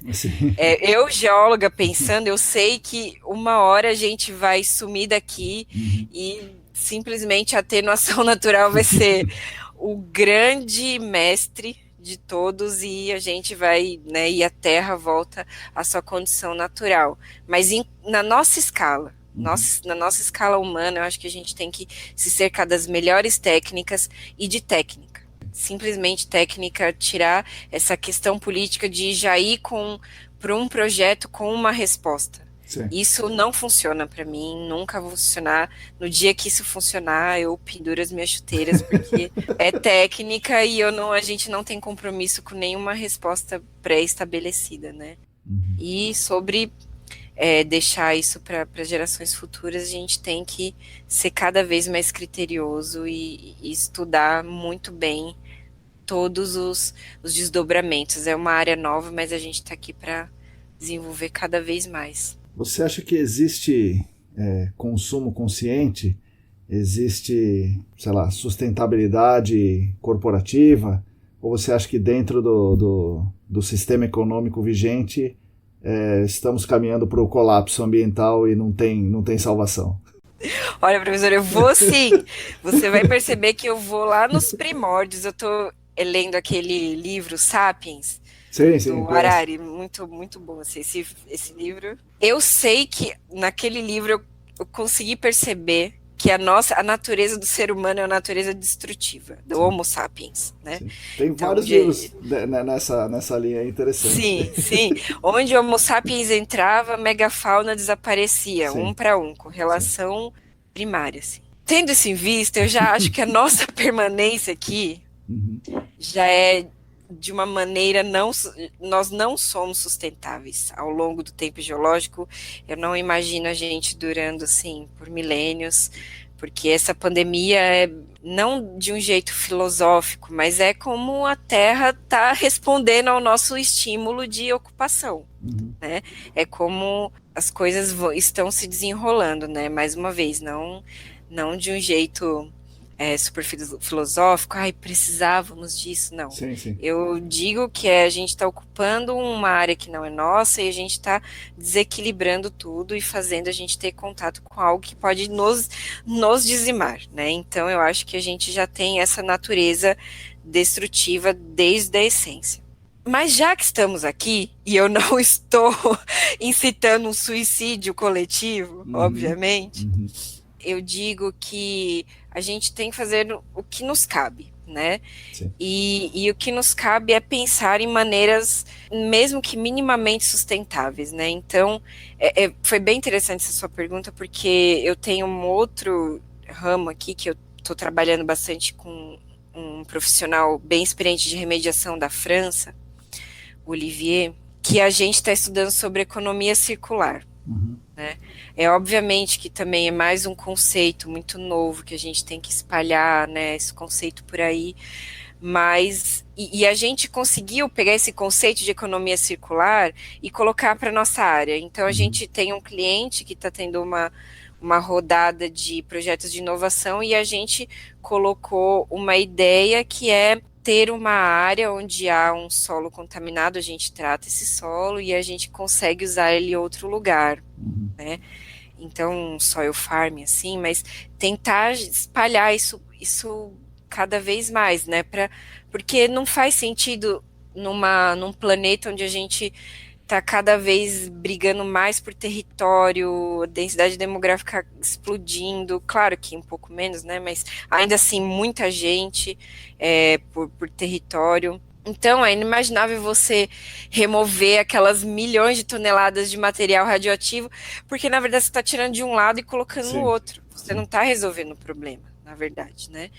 Então eu acredito que a sustentabilidade para nossa área ela possa girar, mesmo que, né, ali nessa eficiência, mas em uma escala um pouco menor, mas girar nesse sentido de, principalmente nesses resíduos que a gente gera com remoção de solo contaminado, tratar ele de uma maneira. Tem alguns projetos da minha empresa que foi tratado com algum tipo de raiz, alguma coisa assim que transforma, quebra o contaminante, e aí esse solo foi utilizado em outros lugares como material de aterro, né? Faz bastante sentido porque cada vez mais as terras disponíveis para nossa ocupação estão ficando cada vez mais escassas, né? Então, eu acredito que sim, professor. Há uma maneira sustentável da gente viver aqui, né? Obviamente que eu estou falando sobre a ótica, a minha perspectiva dessa área, né? Porque eu não consigo lhe falar sobre economia do canudo de plástico, economia da sacolinha de plástico. Eu consigo falar na sustentabilidade de um projeto de remoção. Nesse sentido, eu acredito sim em sustentabilidade, apesar que sei que o ser humano tem a sua essência muito, muito destrutiva, né? Então, vamos trabalhando enquanto estamos aqui nesse planeta para causar o menor problema possível. No livro do Harari, algumas pessoas, eu também, temos algumas críticas, né, ao livro, porque não é o Homo sapiens, historicamente, ele está correto. Mas quando ele vai para a análise econômica, não é mais o Homo sapiens. Então, hoje, não é o ser humano, e sim os detentores dos meios de produção, é o sistema econômico que faz o consumo, produção, e é isso que está causando o colapso, né? Não, exatamente. Tanto é que tem uma... Nossa, olha, professora, a gente podia fazer outro podcast sobre isso, porque eu amei essa leitura, mas foi bem óbvio, assim, quando o Homo sapiens explodiu, que a gente começou a ficar fixos, né, em fazendas e tudo mais, e sempre foi muito óbvio que era uma grande população, um grande número de pessoas trabalhando para um pequeníssimo número de pessoas fazendo ali, criando a história, as regras, as leis, as marcas, né, os imaginários, as coisas que nos uniram. Então, e isso é o que vem se materializando desde então. Eu ouço uma professora drag queen que ela é muito boa, que é a Rita Von Hunt, do Tempero Drag, que ela é muito boa. E ela diz que fizeram um estudo na Espanha que uma família está no poder, né, detentora também, né, de uma parcela da riqueza ali da população por 600 anos. 600 anos. E ela diz no vídeo sobre meritocracia que ela diz que é impossível, gente, imaginar que por 600 anos a família acordou, como dizem, né? Acorde cedo, trabalhe enquanto eles dormem. Então, é impossível. Então, é exatamente, são poucos detentores dos meios de produção que, mesmo hoje, com essa nosso discernimento, é difícil sair disso, com certeza. Né? É muito difícil.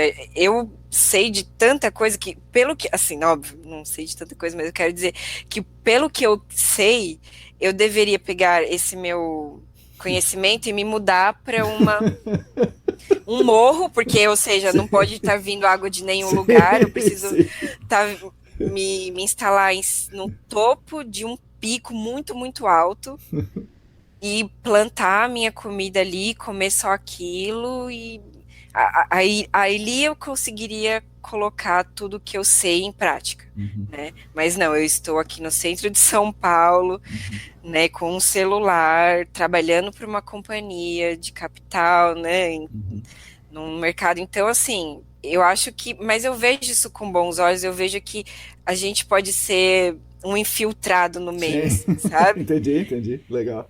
Conseguir a gente tá aqui nessa máquina capitalista que, né, uma máquina que consome a vida das pessoas, mas a gente ter o mínimo de discernimento possível e conseguir agir nisso. Por isso que eu acho incrível estar assim nessa minha profissão, porque eu me sinto assim uma infiltrada, mas eu vejo que eu consigo colocar o que eu acredito em prática, assim, né? Então é difícil ir contra esses grandões, mas tentamos. Legal. Bolívia, estamos chegando na parte final. Agora você pode fazer uma pergunta para o entrevistador. Então você me faz uma pergunta agora. Maravilha, professor. Bem, né? A gente podia conversar aqui milhões de anos, mas voltando agora, né, saindo um pouco dessa escala mais macro dos Homo sapiens, a gente indo um pouquinho mais para a nossa realidade, porque uma coisa que eu sempre bato na tecla na minha empresa é a gente padronizar, né, tudo que a gente, tanto a descrição em campo, quanto esse pensamento de vamos amostrar bastante o solo, a gente entender bem todo esse meio. Aí me veio, na verdade, é sempre uma questão que está na minha cabeça faz algum tempo, desde que eu vi pela primeira vez no Senac, sobre acreditação de profissionais, né? Então, eu ter ali, como se fosse aqueles profissionais que aplicam as auditorias, né? Sim. Que é super, super controlado, né? Que é quase um by the book ali. Na minha cabeça eu fico pensando, tem prós e tem contras, sabe? Na minha cabeça eu imagino algumas coisas boas, mas talvez algumas limitações. Eu queria saber, professora, a sua opinião sobre isso, sobre essa acreditação de profissionais para trabalhos específicos. Eu acho muito legal. Acho muito bom, muito positivo, muito importante e já deveria ter sido feito, né? Eu acho. O Rodrigo conta uma história interessante sobre isso, que há muito tempo na Câmara Ambiental, acho na BNT, ele tentou colocar isso, né? Não sei se uma norma da CETESB ou pela BNT, ele foi tentando em vários caminhos e nunca conseguiu, porque ele via o mesmo que você, né? É importante que o profissional seja capacitado, seja certificado ou acreditado, sei lá qual é o nome que se dá a isso, mas que ele tenha competência para realizar aquela determinada tarefa. E isso tem que ser reconhecido.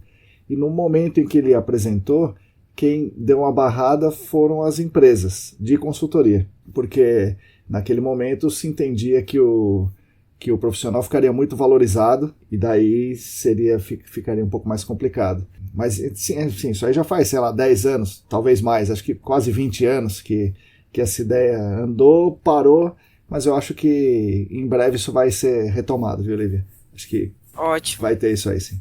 Sim, porque na minha visão, professor, é como o Rodrigo disse sobre a DD38, a gente não tá, né, a ideia não é criar um robô, um profissional que chegue, olha, então tem 30 screen points, check, não é exatamente isso, né? Eu acho que a ideia é padronizar a qualidade mínima, né? A qualidade mínima dos trabalhos e, obviamente, aí o que sobressair disso, perfeito, maravilhoso, mas me deixa um pouco desconfortável quando a gente ainda ouve algumas pessoas falando, por exemplo, eu acho que a grande janela da nossa área, que a gente consegue ver como realmente tudo está sendo feito de fato, é conversar com sondadores. Sim, com certeza. Eles que abrem o jogo, porque né? Ele trabalha em vários lugares, né? Totalmente. Então, aí me preocupa e me entristece um pouco quando hoje eu vou a campo e o sondador te fala assim, Lívia, a gente acabou de pegar água, vamos parar de amostrar, né? aí eu falo com ele, não, vamos continuar, né? A gente aqui nesse projeto, a gente vai fazer assim, eu até conto essa história triste para ele, falo, né, desses insights de investigar bem o solo, mas se ele tá fazendo isso é porque alguém tá pedindo assim. Pois é. Todas as vezes que ele fez até agora foi desse jeito, né? Só onde chegava na água para de amostrar. Sim, infelizmente. Então, nessa janela que a gente tem, que é com os meninos, né, as pessoas da sondagem, eu vejo que a gente precisaria estabelecer o mínimo, ainda assim, de qualidade entre as empresas. E é uma equipe que trabalha com consultorias grandes. Sim, pois é. Por exemplo, né? A gente não está falando, trabalhei com um profissional autônomo só, né? Sim. Então, isso me preocupa um pouco. Eu acho que isso seria interessante para balizar essa qualidade mínima. A gente ministra cursos, né? No Senac e do Senac da ESAS. Quando a gente mostra que precisa fazer isso, é um choque na sala, sabe? Porque ainda hoje, 2021, a maioria nunca ouviu falar que tem que amostrar o solo abaixo do nível d'água. Exatamente. E fica até espantado, fala, nossa, mas precisa mesmo? Exatamente. Foi 2021 já, né? Seu curso foi em 2017. Então, muita água passou, mas ainda Ainda está faltando muito. Trabalho de formiguinha, né, professor? A Sim, gente vai, né, com essa iniciativa aqui, por exemplo, a gente vai passando a nossa palavra. sim, sim. Vamos tentando. E agora estamos nos encaminhando para o final. Agora é o momento que você faz as suas palavras finais. Aí agora o podcast é seu, você pode perguntar, responder, recitar. Você Cantar que uma manda. música. Ah, não, peraí, antes disso, deixa eu fazer uma pergunta para você. Uhum. Como é que você está lidando com a pandemia? Você mudou alguns hábitos? Como é que tem sido? O que você tem feito de diferente? Sim.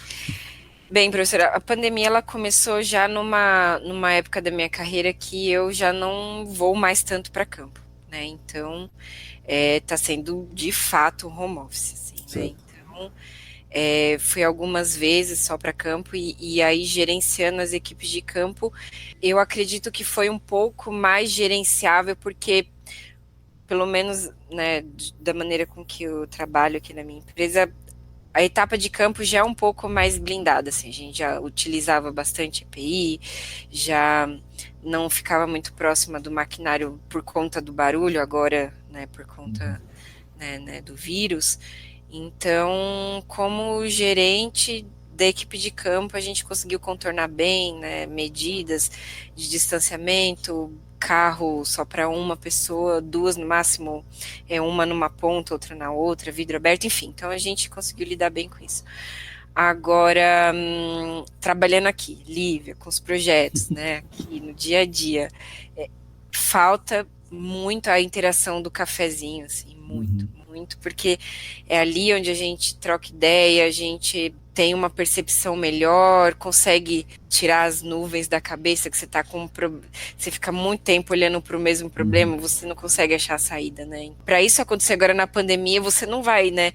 Oi, sênior, com quem eu gosto de conversar, vou te mandar um invite pra gente tomar café, né? Certo, entendi. Então essa interação técnica, ela realmente falta, né? E aí nisso, essa interação humana, ela vai acarretando milhões de coisas, né? A gente vai ficando um grau mais estressado, um grau um pouco mais impaciente, tem que definir uma rotina, assim, tem que acordar, fazer alguma coisa que remeta, né, que mostre para o seu cérebro, olha, agora eu vou trabalhar, porque por diversas vezes eu pulava da cama e já começava a trabalhar, e isso deixa o seu dia um tanto quanto confuso, fica parecendo o dia da marmota, você não sabe se é segunda, terça, quarta, você precisa, pelo menos eu precisei entender que eu tinha que acordar, tomar café, fazer algum esporte, yoga, meditação, tudo dentro de casa e estabelecer essa rotina para então meu corpo entender bem agora é a hora que a gente vai ficar aqui nesse computador resolvendo essas questões por 8 horas. É aqui, você não está em casa num dia de folga, né? Sim. Então a escrivaninha que ficava no quarto eu trouxe para a sala porque era impossível, né? Ficava no quarto e olhava a minha cama, parecia que eu estava trabalhando num sábado, né? E aí não fazia muito sentido para o cérebro isso. Então, eu acho que eu consegui melhorar, assim, né, com todos esses meus processos pessoais, quando eu estabeleci essa rotina de acordar, fazer algo que remetesse ao meu cérebro, olha, bem, agora vamos começar o dia de trabalho. Mas tem sido um desafio, assim, professor, porque não é uma reta, né, tem horas que a gente não acredita que isso está acontecendo, tem horas e como o país vem lidando com isso, tem me deixado bem mal, assim, muitas vezes, né? Sim. Então eu acho que é importante a gente falar que nem todo dia é um bom dia. Né? E eles ficam cada vez mais frequentes, né, com essa falta de resolução, mas tem que se organizar na nossa cabeça, assim, e ir tocando as coisas, porque eu considero o meu trabalho muito importante. Sim. Né, para a sociedade, tem que lidar e achar uma maneira de contornar esse momento muito atípico que a gente está vivendo. É isso, Lívia. Então agora sim são suas palavras finais, você pode falar o que você quiser, você que manda. Tá. Perfeito, mas bem, primeiro, professor, eu gostaria de agradecer muito a oportunidade de conversar aqui com você e com todo mundo que está ouvindo a gente. Eu acho que esse é o nosso maior objetivo, ter esses insights e passar para frente, Isso não é um conhecimento que tem que ficar restrito a uma pessoa, a um órgão, a uma empresa, a uma escola. Então, eu adoro, assim, falar sempre essa expressão de trabalho de formiguinha, porque, né, quanto mais gente engajada nisso, a gente vai ficando cada vez mais forte. E eu sinto, assim, né, que eu tenho bastante força, assim, para espalhar essa abordagem que a gente tanto falou aqui no podcast. E é isso, gente. Para quem está me ouvindo, o cliente quer economizar, o corporativo quer se livrar da área o mais rápido possível. Apresentem, a gente pode deixar aqui os meus contatos, a gente conversa, troca ideia, eu apresento as definições, vai apresentando aos pouquinhos para o cliente, vai construindo tudo isso aos poucos, vai embasando, que no fim a resposta é óbvia. Sim. Todo mundo quer um projeto mais rápido e um projeto mais barato, mesmo que de início ele pareça mais caro, né? E a gente tem que se unir nessa vida, porque realmente tudo é muito complicado, tudo é muito difícil, a toque de caixa, tudo para ontem, a gente tem que apertar o freio e bater o pé e falar, olha, eu vou estudar isso, eu vou melhorar isso, porque se a gente for fazendo tudo no automático, o dado primário, que é a nossa base, que é a nossa Sim. preciosidade, ele não vai servir de nada. E tendo um dado primário que não serve de nada, a gente não protege a residência perto da empresa, a gente não protege o rio, a gente não protege o trabalhador. Então a gente tem que ter na nossa cabeça que a gente trabalha para proteger vidas. Então essa é minha palavra de ordem, assim, é o que eu trabalho todo dia, é o que me faz levantar da cama para trabalhar. Isso é trabalhar de uma maneira correta, de uma maneira íntegra para proteger vidas. Legal, Lívia. Poxa, muito obrigado. Foi muito legal falar com você. Os ouvintes certamente gostaram também. Obrigado. Obrigada, gente. Essas foram as palavras de Lívia Souza. Espero que vocês tenham gostado desse episódio tanto quanto eu gostei. Foi um episódio que me encheu de orgulho por vários motivos, mas o principal deles é que uma profissional do gabarito dela me chama de professor. Espero que me perdoem pela falta de modéstia, mas eu estou muito chique, vocês não acham? Obrigado por mais essa, Lívia. Gostaria de retomar alguns poucos pontos nesse episódio. Primeiro, temos muito a agradecer ao professor Maximiliano, que encaminhou a Lívia para a Geologia, e a Cristina Maluf, que encaminhou a Lívia para o Senac. Professor, Cris, o mercado do GAC agradece muito a vocês. Eu acho importante nós, como comunidade, levarmos adiante a ideia do Rodrigo, retomado aqui pela Lívia, e que mais gente vem me falando sobre esse assunto, né?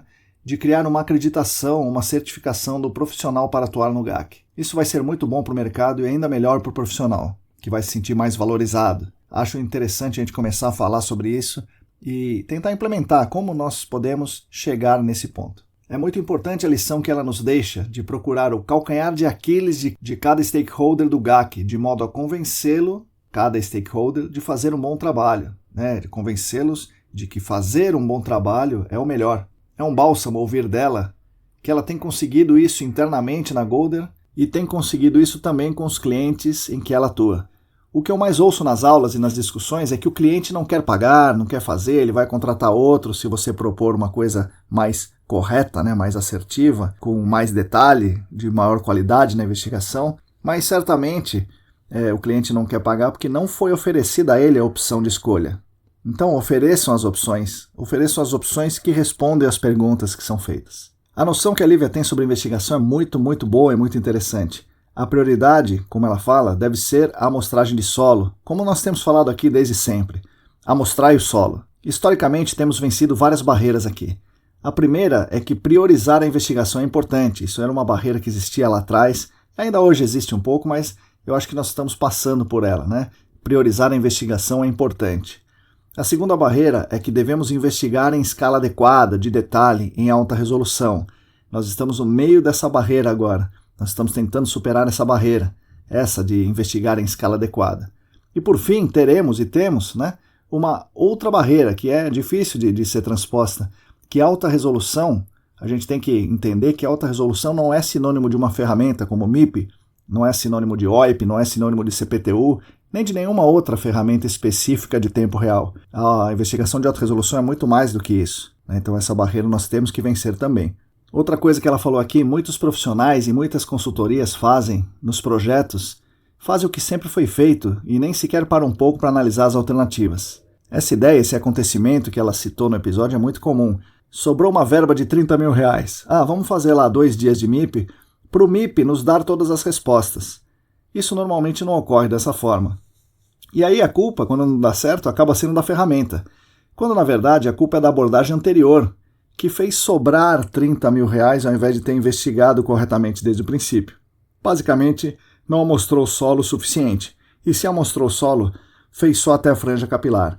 E se foi na zona saturada, coletou muito poucas amostras de solo no mesmo perfil. Então, amostrai o solo, pessoal.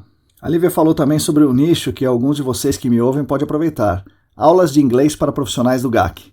Não só aulas de inglês em si, mas outras coisas voltadas ao nosso mercado, oferecidas por quem vivencia o nosso dia a dia e que tem também essa expertise em alguma outra coisa específica, né, que o nosso mercado tem a necessidade. Então, isso pode ser interessante, é uma ideia para vocês aí.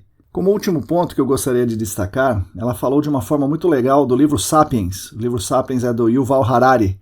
Vocês já devem conhecer, mas em todo caso, que para quem não conhece, eu recomendo que leiam esse livro. É um livro muito, muito interessante realmente. Eu já tinha lido e esse ano eu li com meu filho uma nova versão, que é muito legal essa versão recente, que é em quadrinhos. O livro fala um pouco da história do Homo sapiens, com destaque, né, uma história longa, né, da origem do Homo sapiens e tal, com destaque para a evolução dos sapiens, o seu espalhamento pelo planeta, as razões para o seu predomínio em relação às outras espécies de Homo, né, como Neandertal, os Devonianos e outras. Fala da revolução agrícola, sobre a devastação ambiental brutal causada pelos sapiens, sendo aqui a extinção da megafauna, como a Lívia falou, né, a extinção da megafauna é a face mais visível dessa destruição que o Homo sapiens causou por onde ele percorreu. Enfim, o livro é muito, muito interessante. Eu, humildemente, gostaria de diferenciar o Homo sapiens atual, ou seja, a humanidade como um todo, do sistema econômico no qual estamos inseridos. O morador médio dos Estados Unidos, da Alemanha, consome entre 30 e 100 vezes mais recursos naturais que o morador médio da Índia, do Brasil ou da África. Em resumo, devido à desigualdade, não é a humanidade como um todo a responsável pela crise atual, mas alguns desses humanos. Eu diria que só uma pequena parte que destrói o planeta e que prejudica a vida da maior parte da população. A nossa missão é contribuir para que vocês não sejam essa pequena parte da humanidade que é nociva ao planeta. Pelo contrário, vocês façam parte da conscientização da maior parte da população para que essa pequena parte não prejudique mais o nosso planeta. Enfim, parabéns, Lívia, pela clareza do seu pensamento, da sua formação e da sua consciência. Obrigado por compartilhar conosco essa linda jornada não meritocrática. Não é uma jornada meritocrática porque, como você muito bem disse, essa meritocracia não existe, mas essa jornada de eterna construção e de eterna reconstrução. Que os dominós continuem caindo um a um para você, Lívia. E obrigado por me considerar um professor. É isso, como eu sempre falo, nós da ECD Training, junto com vocês, continuaremos lutando por um mundo melhor e mais justo para todas e todos e para as futuras gerações. Sigam a gente no YouTube, Telegram, Facebook, Instagram, assinem a nossa newsletter e fiquem conectados. Somos agora em 342 assinantes da newsletter, 307 inscritos no canal do Telegram, 720 inscritos no canal do YouTube, 634 seguidoras e seguidores no Instagram. Repetindo, se você quiser e se você puder, contribua financeiramente conosco no Apoia-se. apoia.se/ECDambiental. A todos e todas vocês, muito obrigado e até a semana que vem.